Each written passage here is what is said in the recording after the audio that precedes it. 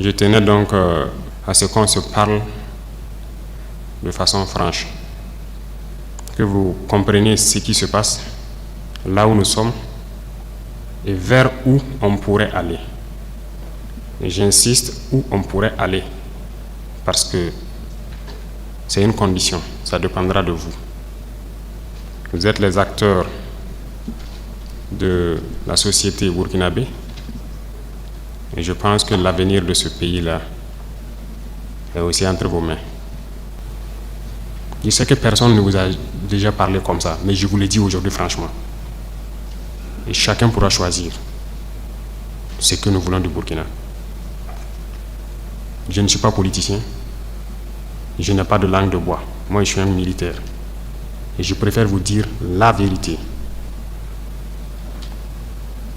Chacun est libre de prendre ou de laisser. Tout le monde roule dans sa voiture, tout le monde vit bien. On mange matin, on mange midi, on mange le soir. On fait ce que nous voulons faire. On est libre de parler, de dire ce que nous voulons. C'est la démocratie, c'est le droit, c'est tout. C'est tout ce que nous connaissons à Ouagadougou. Mais allez-y les voir, les enfants qui ont la peau sur les os. Allez voir les vieillards qui meurent de faim. Allez voir ces femmes qui ne peuvent plus allaiter parce qu'elles n'ont plus rien dans le sein. Allez les voir. Ne faisons pas semblant.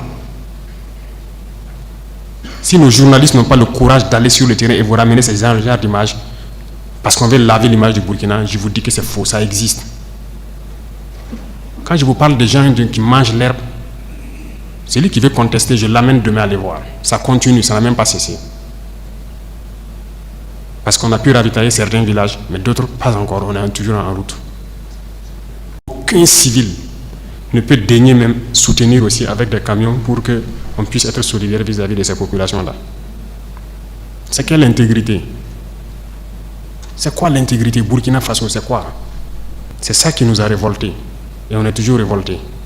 Tant qu'on ne va pas soigner les maux de ce pays-là, on sera toujours révoltés. Pour l'instant,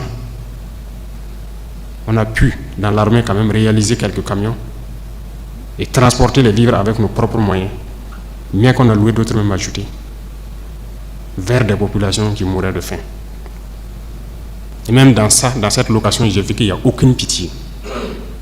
Des citoyens savaient que c'est pour aller là-bas, mais ils sont restés sur leurs tarifs.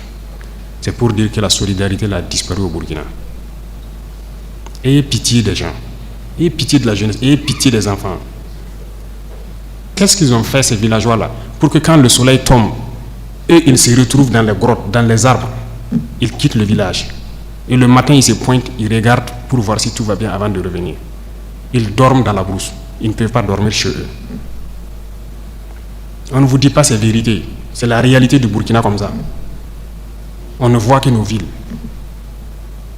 Nous sommes responsables de ce qui nous arrive. Et nous serons entièrement responsables de ce qui va suivre. Soit c'est du bon, ou c'est du mauvais, ça dépendra de nos comportements dans le futur. Chacun n'a qu'à donner le meilleur de lui-même. Et je pense qu'on peut y arriver. Je suis optimiste, j'ai foi. Et Inch'Allah, on va y arriver.